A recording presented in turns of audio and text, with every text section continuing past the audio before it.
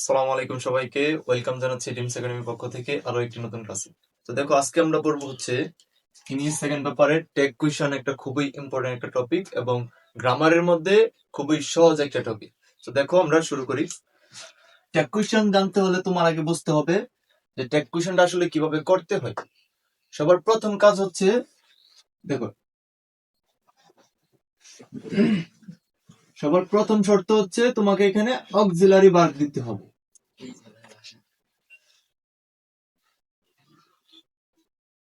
সবার প্রথম কাজ হচ্ছে অক্সিলারি ভার্ব দিতে হবে। 2 নাম্বার কাজ হচ্ছে, বুঝো বাবাটা, সবার প্রথম কাজ কি? অক্সিলারি ভার্ব দিতে হবে। অক্সিলারি ভার্ব কয়টা? 24টা। সমস্যা নেই, নোট করে দেবো, খেয়াল করো।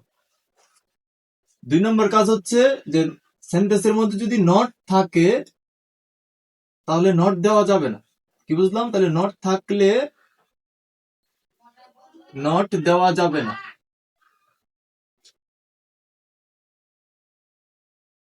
নট থাকলে নট দেওয়া যাবে না, কিন্তু নট যদি না থাকে, নট না থাকলে নট দিতে হবে। নট না থাকলে নট দিতে হবে, ঠিক আছে? নট না থাকলে নট দিতে হবে, বুঝতে পারছো? এবং 3 নাম্বার শর্ত হচ্ছে তোমাকে এখানে সাবজেক্টের প্রোনাউন দিতে হবে। সাবজেক্টের প্রোনাউন দিতে হবে। সাবজেক্টের প্রোনাউন দিতে হবে, ঠিক আছে? 1 নাম্বার শর্ত হচ্ছে অক্সিলারি ভার্ব দিতে হবে। সবার প্রথম কাজ হচ্ছে অক্সিলারি ভার্ব দিতে হবে। 2 নাম্বার শর্ত হচ্ছে যে নট থাকলে নট দেওয়া যাবে না, আবার নট না থাকলে নট দিতে হবে, ঠিক আছে? 3 নাম্বার শর্ত হচ্ছে সাবজেক্টের প্রোনাউন দিতে হবে। এখন প্রোনাউন কোনগুলো আসো একটু দেখি। দেখো, প্রোনাউন টেক কুইশনের জন্য তোমার মাত্র প্রোনাউন লাগবে হচ্ছে 9টা। 9টা মানে 9টাই, এর বেশি একটাও লাগবে না এবং এর বাইরে তোমার আসবেও না, ঠিক আছে? খেয়াল করো। সবার প্রথম হচ্ছে he, she, it, they, I, we, you, one, there. He, she, it, they, I, we, you, one, there. দেখো, যদি ডিরেক্টলি প্রোনাউন থাকে তাহলে আমি ডিরেক্টলি বসিয়ে দেব। এখন কথা হচ্ছে যে ধরো কোনো পুরুষের নাম থাকলো বা মহিলার নাম থাকলো, সাবজেক্টের মধ্যে আমার মেইন শর্ত কি বলো? সাবজেক্টের প্রোনাউন, মানে সাবজেক্টের মধ্যে যেটা থাকবে ওইটার প্রোনাউন দিতে হবে। এখন সাবজেক্টের মধ্যে যদি প্রোনাউন নিজেই থাকে, এই 9টার মধ্যে যদি থাকে, তাহলে তো আমি ডিরেক্টলি বসিয়ে দেব। কিন্তু কথা হচ্ছে প্রোনাউন যদি না থাকে তাহলে আমার বাইরে থেকে আনতে হবে। বাইরে থেকে আমি এই 4টা আনবো। প্রথম 4টা হি, শি, ইট, দে। যদি পুরুষ হয় তাহলে আমি হি আনবো, যদি পুরুষ হয় তাহলে আমি হি আনবো, যদি মহিলা হয়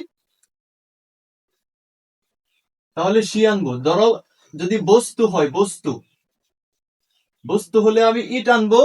এর বাইরে যদি কিছু হয়, যে ধরো একাধিক কিছু বুঝাইতেছে, একাধিক কিছু বুঝালে, একাধিক যদি কিছু বুঝায় তাহলে আমি দে আনবো, ঠিক আছে? একাধিক বুঝালে দে আনতে হবে, বুঝতে পারছো? বাইরে থেকে আনতে হলে এই 4টাই আনবো, এর বাইরে কিন্তু না। ওকে, বাইরে থেকে আনতে হলে এই 4টাই আনতে হবে, এর বাইরে কিন্তু আনতে হবে না। তাহলে প্রোনাউন গেল। সো এখন আসো যে অক্সিলারি ভার্ব কোনগুলা, একটু অক্সিলারি ভার্ব গুলা নোট করো আমার সাথে সাথে।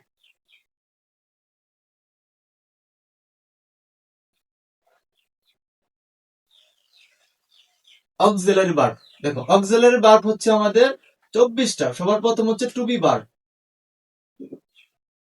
টু বি ভার্ব কয়টা? 5টা। Am, is, are, was, were. Am, is, are, was, were, ঠিক আছে? তারপর হচ্ছে টু হ্যাভ ভার্ব। দেখো একটু বলি, এই প্রথম 3টা হচ্ছে প্রেজেন্ট টেন্সের ক্ষেত্রে, প্রেজেন্ট টেন্স, প্রেজেন্ট টেন্স। আর পরের 2টা হচ্ছে পাস্ট টেন্স। প্রথম 3টা হচ্ছে প্রেজেন্ট টেন্সের ক্ষেত্রে, পরের 2টা হচ্ছে কি? পাস্ট টেন্সের ক্ষেত্রে। একটু মনোযোগ দাও যে এখানে কি বলছে, যে যদি সিঙ্গুলার হয় তাহলে তুমি আনবা ওয়াজ, আর যদি প্লোরাল হয় তাহলে কি আনবা ওয়ার, পাস্ট টেন্সের ক্ষেত্রে। ঠিক আছে, যদি সিঙ্গুলার হয় তাহলে কি আনবো ওয়াজ, আর প্লোরাল হলে কি আনবো ওয়ার। আর এখানে এম ডা বসে সবসময় ফার্স্ট পার্সনের সাথে। ঠিক আছে, এম ডা সবসময় মনে রাখবা ফার্স্ট পার্সনের ক্ষেত্রে এম দিবা, আর সিঙ্গুলার হইলে আনবা ইজ, আর প্লোরাল হইলে আনবা কি আর, প্রেজেন্ট টেন্সের ক্ষেত্রে। দেখো তিনটা তো আমি আনতে পারবো না, আমার আনতে হবে কি যে কোনো একটা।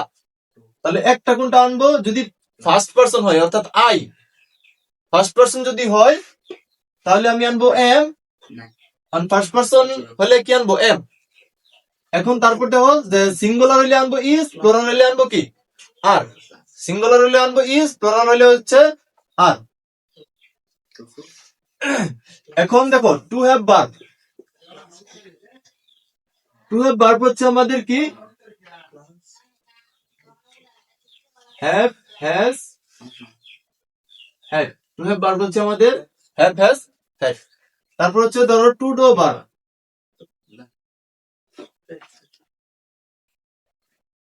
দেখো এখান থেকে হ্যাভ হ্যাজ এর ক্ষেত্রে হ্যাভ হ্যাজ আমরা প্রেজেন্টের ক্ষেত্রে, আর পাস্টের ক্ষেত্রে আমি আনবো হচ্ছে হ্যাড। এখন যে কোনো দুইটা তো আমি আনতে পারবো না, আমাকে একটা আনতে হবে। তাহলে সিঙ্গুলার হইলে আনবা হচ্ছে হ্যাজ, আর প্লুরাল হইলে আনবা হ্যাভ। ঠিক আছে, লাস্টে লাস্টে একটু ট্রিক্স দিয়ে দিব যে কেমনে কোনটা সিঙ্গুলার আর কোনটা প্লুরালের ক্ষেত্রে ব্যবহৃত হয়। একটু জাস্ট এখন একটু লেখো, ডো ডাস ডিড। এই ডো ডাসটা হচ্ছে প্রেজেন্টের ক্ষেত্রে, আর ডিডটা হচ্ছে পাস্টের ক্ষেত্রে। ঠিক আছে, তারপর হচ্ছে যে মডাল অক্সিলারি ভার্ব বা মডাল ভার্ব লিখি আমরা, মডাল ভার্ব। মডাল ভার্ব কোনগুলো দেখো, can, could, shall, should, will, would. তারপর হচ্ছে মে, মাইট। তারপর হচ্ছে আমাদের দেখো need, dare, use to, ought two,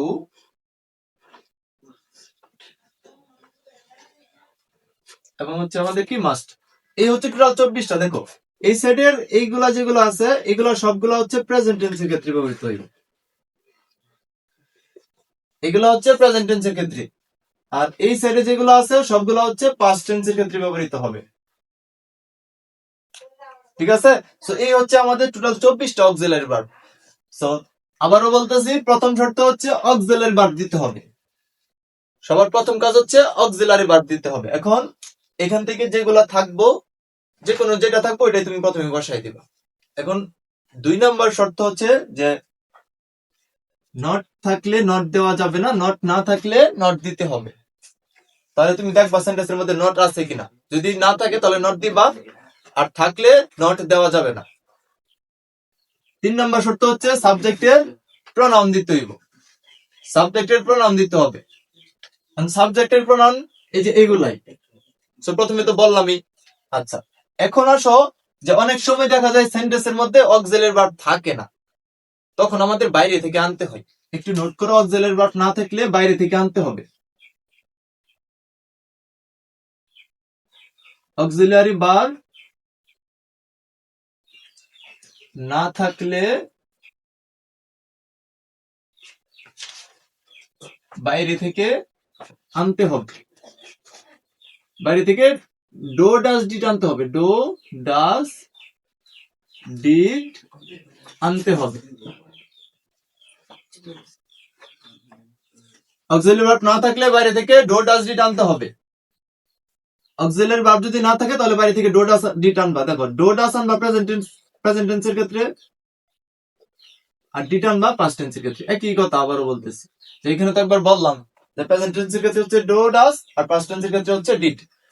এখন দেখো আরেকটা কথা মনে রাখবা, যে সাবজেক্ট যদি সিঙ্গুলার হয়, সাবজেক্ট যদি সিঙ্গুলার হয়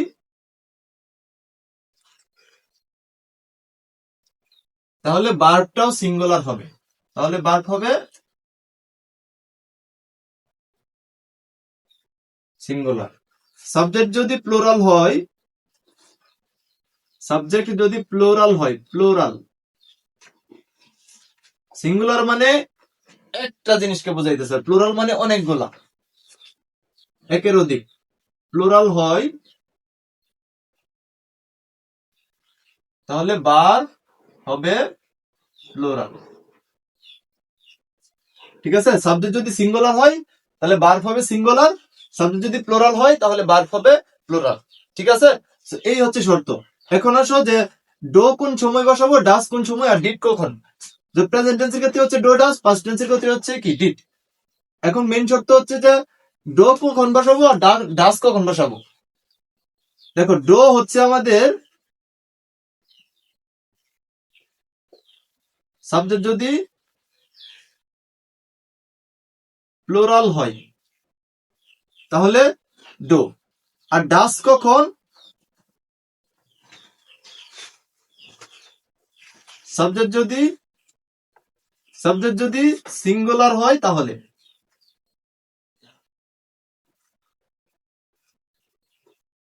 সাবজেক্ট যদি সিঙ্গুলার হয় তাহলে কি বসাইবা, ডাস, আর সাবজেক্ট যদি প্লুরাল হয় তাহলে কি বসাবা, ডো। ঠিক আছে, কারণ কি ডাস সবসময় সিঙ্গুলারের সাথে বসে আর ডো সবসময় প্লুরালের সাথে বসে। আর পাস্ট টেন্স হইলে সিঙ্গুলার নাকি প্লুরাল এটা দেখতে হবে না, পাস্ট টেন্স হলে ডিরেক্টলি ডিড বসাই দিবা তাহলেই শেষ। ওকে, তাহলে এই হচ্ছে আমাদের ডো ডাস এবং ডিড এর ব্যবহার। যে অক্সিলারি ভার্ব যদি না থাকে তাহলে আমরা বাইরে থেকে আনবো এবং এর বাইরে আমাদের আনতে হবে না। ঠিক আছে, সো এখন আসো যে 2 নম্বরে কি বলছিলাম, যে নট থাকলে নট দেওয়া যাবে না, আর নট না থাকলে নট দিতে হবে।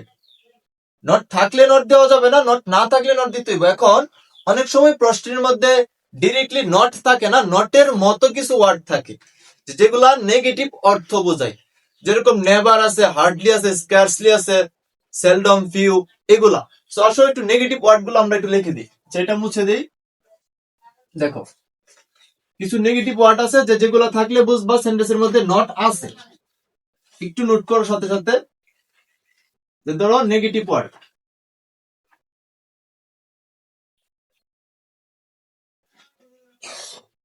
নেগেটিভ ওয়ার্ড গুলা কি, যে দেখো খেয়াল করবা, ভালো করে খেয়াল করো, নোট করো আমার সাথে সাথে। ধরো প্রথমে হার্ডলি,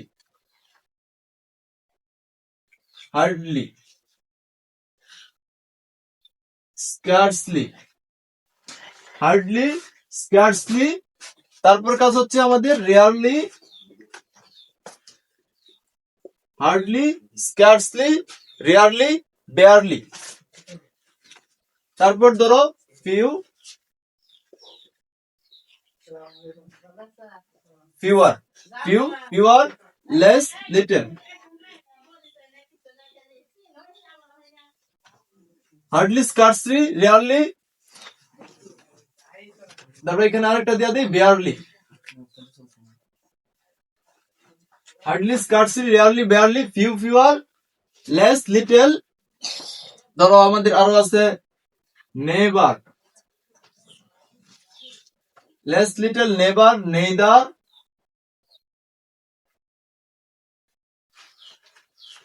নেভার, নেইদার। ধরো আছে আমাদের আরো নোবডি আছে, নোবডি, নো ওয়ান, নান, নাথিং। নোবডি, নো ওয়ান, নান, নাথিং। সো মোটামুটি এই কয়েকটা শিখলেই হবে। আর ধরো আমাদের আরো কিছু জিনিস আছে যেগুলো হচ্ছে, আরেকটা দিতে পারো যে by no means,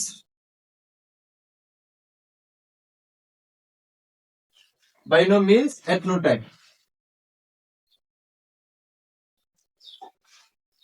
by no means, at no time. So এই হচ্ছে আমাদের নেগেটিভ ওয়ার্ড।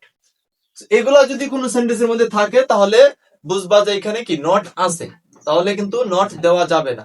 ঠিক আছে, সো ওকে, সো আজকের ক্লাসটা হচ্ছে আমাদের এই পর্যন্তই।